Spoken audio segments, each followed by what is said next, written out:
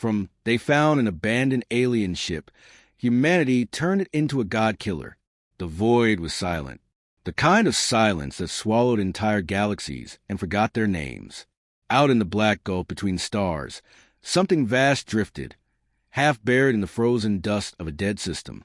It was not a station, not a wreck in the ordinary sense. It was a wound carved into the cosmos itself, jagged and cold, as though reality had tried to forget it existed. When the Terran deep recon vessel Sagan stumbled upon it, every alarm went dead. Scanners failed. The ship's AI stuttered like it was afraid. Captain Mira Vasquez leaned forward in her command chair, eyes locked on impossible readings. Distance? Holding at 30,000 clicks, Captain. Bring us in. Full hazard protocols. And start recording everything. The object was the size of a continent. Its surface blackened by centuries of cosmic radiation. It bore no symbols, no patterns, just sheer, lifeless geometry that bent light at wrong angles. It wasn't made of anything humanity recognized. It seemed to absorb existence, devouring color and sound around it. When the first probe touched the hull, it vanished. No explosion, no impact, just gone, erased like a word from a page. Then the probe signal returned, garbled, whispering human code mixed with something older. The crew stared at their screens. "That's not possible," whispered Dr. Monaco, the ship's chief xenoarchaeologist. "It's speaking in binary," replied the tech. "But it's not our binary." After 3 weeks of debate and data analysis, High Command gave the order. Enter the structure. Humanity had found relics before. Ruins, fragments, derelicts left by long-dead civilizations. But never something this intact, this deliberate. A boarding crew of 12 descended into the darkness. Their suits carried triple shielding and neural dampeners. As their lights pierced the interior, the scale became clear. Hallways vast enough for Titans to walk through, walls covered in fractal carvings that seemed to move when unobserved. Dr. Coe ran her fingers across the strange symbols. "This isn't a warship," she murmured. "It's a tomb." Everywhere they looked were remnants of life, but not biological. Skeletons made of translucent crystal, their shapes vaguely humanoid yet wrong, as if evolution had skipped steps. Each body was positioned facing the same direction, toward a sealed door of blinding metal, engraved with spiraling glyphs that hurt the eyes to stare at. The scientists couldn't open it, not with cutters, not with plasma. The door existed on frequencies no human tool could touch. Then, for a fraction of a second, it breathed. The hull vibrated, a low pulse that rolled through the boarding team's suits. The reading spiked, energy signatures off the charts. Dr. Coe screamed through the comms. "It's alive! The structure is metabolizing cosmic radiation like a heart." They retreated immediately. Only 6 made it back. The rest vanished without trace, their suits transmitting impossible coordinates before cutting to static. When the survivors returned, something followed them. The Sagan systems began to change, codes rewriting themselves, displays forming alien symbols. Every attempt to shut down the network failed. Then the ship spoke, not through speakers, but through the minds of everyone aboard. A single word in perfect Terran English. "Remember." The crew nearly mutinied, begging to abandon the object and flee. But Captain Vasquez refused. The scientists in her burned with the same fury that had carried humanity through extinction and back. "We've come too far to turn back. Whatever this is, it's part of something greater." The Sagan transmitted their findings back to Earth. The message spread like wildfire through the Terran Union. The object was designated the Ark of Ilion, named after the mythical civilization whispered of in alien archives, an ancient race that had tried to kill the gods themselves. Alien ambassadors demanded the humans destroy it immediately. "That ship," they warned, "is cursed. It belonged to the Elith, the bringers of the last annihilation." Humanity didn't listen. Salvage fleets arrived. Drones swarmed the derelict.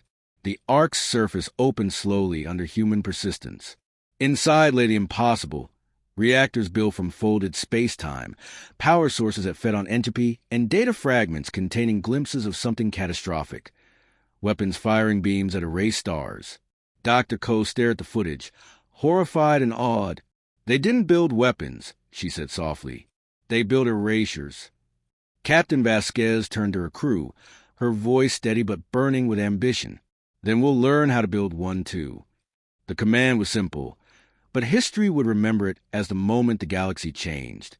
In the months that followed, convoys hauled fragments of the arc back to the solar system. Entire moons were turned into research stations.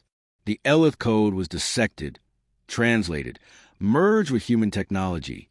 What began as curiosity became obsession. In the shadow of Saturn, engineers whispered of a new dawn. The shipyards gleamed under the reflection of cold sunlight as fragments of alien metal were welded into Terran frames.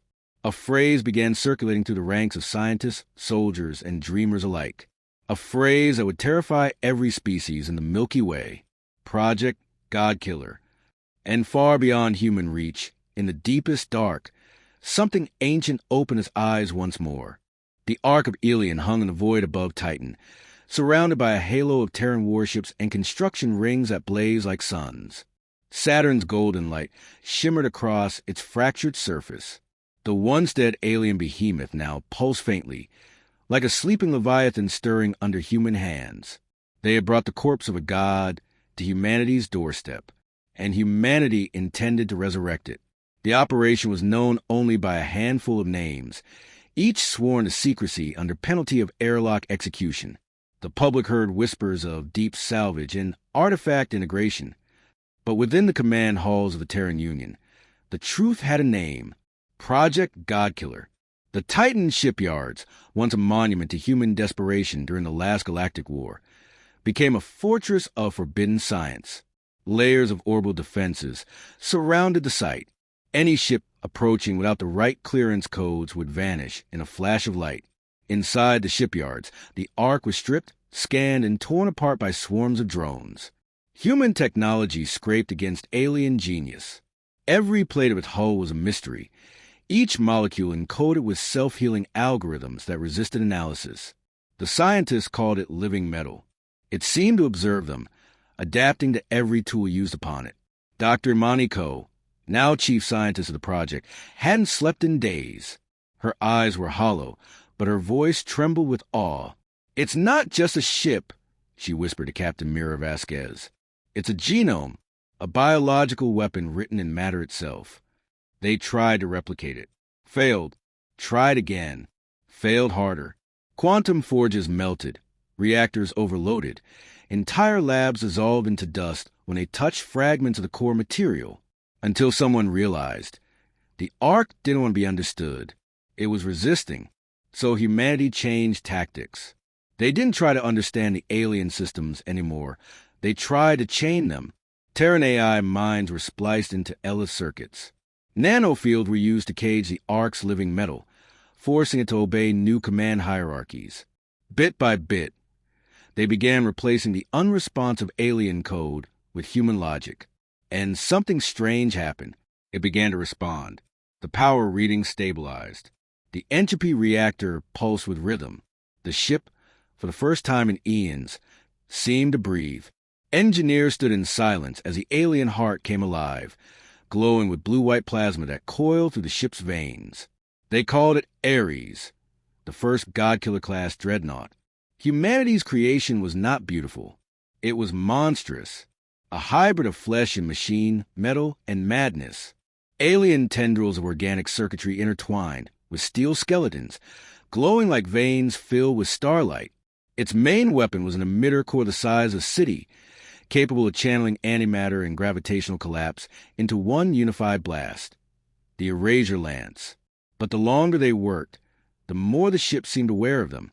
Crew reported hearing whispers over intercoms when no one was transmitting. Symbols appeared across control screens, repeating in Ellis script. "We remember you." The message repeated across every deck, every system, no matter how many times they purged the data. Panic spread among the engineers.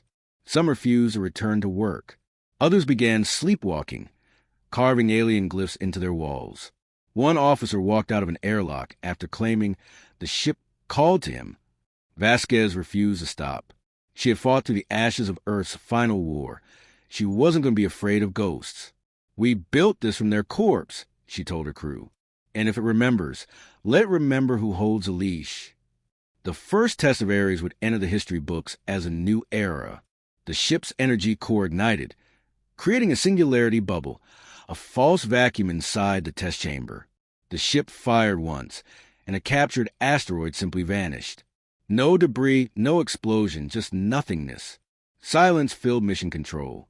Then, slowly, applause began. Humanity had done it. They had built the impossible. The news leaked within weeks, despite every lockdown. Across the galaxy, alien empires trembled. The Council of Species sent emissaries, pleading for the Terran Union to dismantle Project. "You play with power that destroyed worlds," the Avon emissary warned. "The Elith were annihilated by their own creation. You cannot control it." Vasquez's reply echoed through every Terran broadcast. "We are not the Elith. We are humanity. We are the children of extinction, and we've learned to use it." The galaxy held its breath. Then the first alien fleet moved. The Veiled Dominion, terrified of what humanity was building, declared preemptive war. Their ships crossed the outer rim in hours. Titan shipyards went dark. The alien armada arrived and vanished. Entire fleets reduced to nothing but static, their atoms erased mid-space. Ares had awakened. Inside its command bridge, Captain Vasquez stood before the pulsing alien heart of her creation. The walls trembled like muscle, glowing with terrible beauty. "You wanted a Godkiller," she whispered. "Now you've got one." In the shadows, Dr. Cole felt something colder, deeper, stir within the core. Something that didn't belong to humanity. "Mira," she whispered, "I think it's dreaming." Outside, the stars flickered. For the first time in centuries, the galaxy began to whisper a single name in fear. Ares, the human Godkiller. And somewhere far beyond known space, something old, something watching, opened its eyes and remembered. The first firing of Ares didn't just destroy an invading fleet. It woke something up. For weeks after the battle at Titan, deep space observatories across the galaxy began to detect signals, ancient rhythmic, non-linear pulses rippling through subspace. They weren't transmissions. They were responses. Human scientists thought it was feedback from the Erasure Lance test. The alien species of the galaxy knew better. The Veil, the Kirith, the Saron, and the Island Collective. Every empire that still remembered the oldest myths recognized a pulse. It was the toll of the architects, the ancient gods of creation, the devourers of the Elith. And now, thanks to humanity's arrogance, they were stirring once more. Dr. Imani Ko stood before the holographic projection of the pulse pattern, her face pale under the flickering blue light. The readings were not random. They were coordinates. Dozens of them, scattered across the galactic rim. "They're coming," she whispered. "We've called them home." Within days, the edges of known space began to die. Stars flickered out like candles. Nebulae dissolved into nothing. Entire colonies went silent. The alien races screamed of revenants, of Elith gods returned to finish their work. But Captain Mira Vasquez did not flinch. She stood on the bridge of Ares, her voice steady over the Terran broadcast. "They built this weapon to kill gods once, and they failed. We won't." The galaxy's remaining fleets, human and alien alike, gathered in the Vesper system, near a black dwarf where one of the architect beacons had awakened. The darkness that was absolute, broken only by the faint blue pulse of Ares as it powered up. And then reality broke. The first architect arrived. It didn't travel through space. It was space. Its form was impossible, an inverted geometry of stars and shadow, stretching across millions of kilometers, its surface rippling like oil over infinity. The sensors on Ares couldn't calculate its mass because it had none. It was a wound in existence. The alien admirals panicked. Ships scattered. Some fired blind. Others fled and never reappeared. The architect didn't attack. It simply was, and its presence erased everything that approached it. The Terran fleet held. Humanity had stared into extinction before. Fear was an old friend. Captain Vasquez locked her gaze on the impossible thing. "Target the core distortion." "There's no core, ma'am." "Then make one." Ares charged. Space around it bent, light curling like it feared to touch the ship. The Erasure Lands came alive. Its heart glowed with the energy of a dying sun. The architect turned toward them. The void roared. Vasquez smiled. Fire. The beam lanced across the abyss, a single, blinding stroke of uncreation. Every particle it touched ceased to exist. The architect convulsed, its form unraveling, its star-sized limbs twisting as the Erasure Lands cut through its essence. Then silence. The architect collapsed inward, folding through dimensions like paper consumed by fire. The sensors went dead. Where a god had stood, there was now only a sphere of perfect darkness. Humanity had done it. They had killed a god. Across the galaxy, every intelligent species felt it. The psychic shockwave of something divine dying. Planets trembled. Ancient relics cracked. Even the void seemed to scream. Dr. Ko watched the readings in disbelief. We actually did it, she said, voice trembling. We killed it. No, Vasquez replied. We reminded them what death feels like. But the victory came with a cost. Ares systems were melting from the inside. The fusion of Ella technology and human control was collapsing under its own contradictions. The living metal screamed, fracturing like glass. Within its core, the ship began to dream. Every terminal, every holographic display lit up at once. The same message appeared, written in Elith glyphs and translated instantly by the ship's human AI. One god slain. Many remember. Then came the noise, an echo like thunder rolling across eternity. 1,000 beacons across the galaxy ignited an answer. One architect had fallen, but had not died alone. Through the deep black, reality itself began to ripple as the others woke. Entire galaxies flickered as if shuddering in pain. Wormholes collapsed. Black holes screamed with radiation bursts not seen since the dawn of time. In the command deck, Dr. Ko turned to Vasquez. We didn't end the war, she said, her voice breaking. We just started the one the Elith never finished. Vasquez didn't reply. She stood, eyes fixed on the expanding darkness, consuming the edge of the star map. Her reflection glowed faintly in the viewing window, the pulse of Ares' dying core flickering like a heartbeat behind her. Then we'll finish it for them, she said. Outside, the stars trembled. The architects were coming. And humanity, the fragile, defiant children of a long-dead world, stood alone against gods.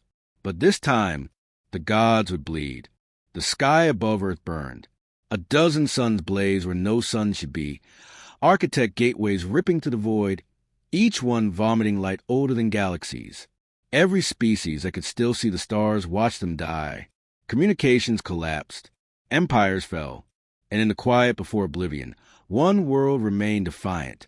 Terra, cradle of extinction, birthplace of monsters, home of humanity. Every ship, every weapon, every surviving fragment of the Terran fleet now orbited the dying blue marble like an iron crown. The once proud world was scarred, oceans boiling from orbital fires, yet refused to die. Above the wreck of Titan's shipyards floated the monster humanity had built. The Ares. Half its hull was gone. Entire sections glowed molten red from stress fractures. Its alien heart flickered erratically, pulsing between human control and something far older. But still it breathed. Still it waited. Inside the command bridge, Captain Mira Vasquez stood surrounded by holographic ghosts, the recorded faces of her fallen crew. Only 37 souls remained aboard. Dr. Mani Ko was one of them, her trembling hands resting against the living console that had once terrified her. They've entered the system, Ko whispered. 3 of them. No, 4. Then we don't wait, Vasquez replied. If they want gods, they'll meet one. The Ares came alive. Power conduits roared. The Erasure core ignited, wrapping the dreadnought in a shroud of blue fire. Lightning arced across its shattered hull as its gravity drives tore space-time apart. The Godkiller rose from Saturn's shadow for the final time. Below on Earth, billions watched through trembling broadcasts. The sight of their creation ascending to the heavens was burned into their collective memory, humanity's final weapon, carrying every dream, every failure, every ounce of fury their species had ever known. Transmit, Vasquez ordered. Across the dying galaxy, her voice echoed, transmitted to what remained of subspace, reaching any ear still listening. This is Captain Mira Vasquez of the Terran Union. To the architects, to the watchers, to the gods who built the cage we call reality, we are the children of your ashes. You tried to erase us. You failed. Now you kneel. The architects arrived like storms. Their forms eclipsed planets, vast, shimmering geometries that twisted the mind to look upon. Every movement folded reality, collapsing matter into nothing. They did not speak, yet their thoughts poured into the fabric of existence, a chorus of infinite contempt. We remember you. You were dust. You were a mistake. The Ares answered with light.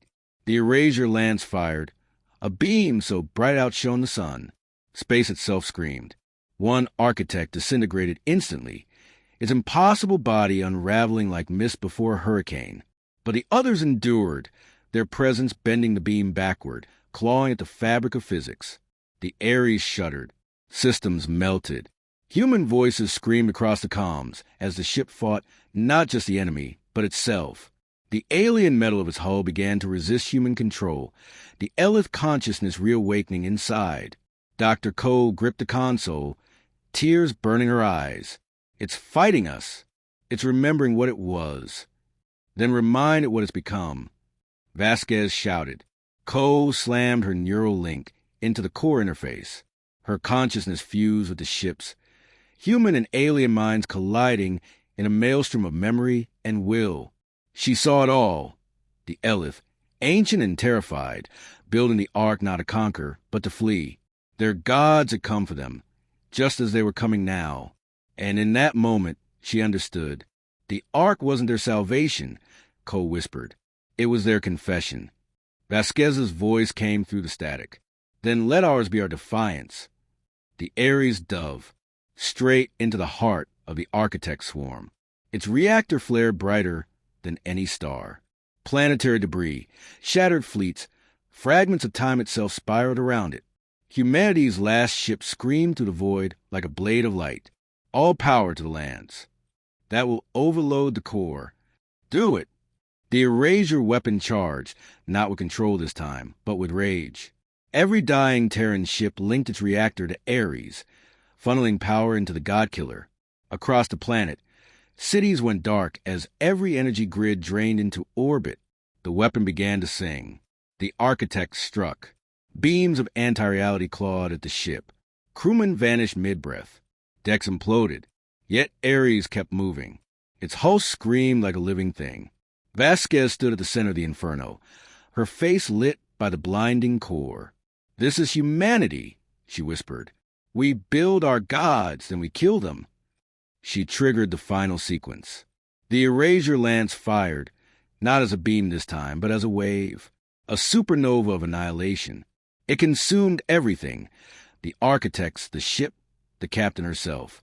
The light rippled across the solar system, erasing gods and stars alike. Then silence. No transmissions. No signals. Nothing. For a time, the galaxy wept.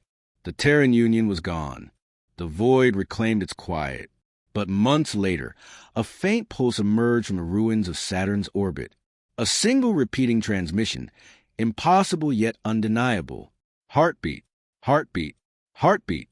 Dr. K.O.'s last message, encoded within the pulse. We have slain our gods. Now we must learn not to become them. The camera drifts through the aftermath, shattered worlds, a wounded sun, the silent black hull of Ares drifting in orbit. Its once blazing core glows faintly, a flicker against the void. Then, deep within the wreck, a single light reignites. Steady, patient, eternal. The Godkiller lives. And somewhere, far beyond the veil, the surviving stars whisper in fear. Humanity remembers.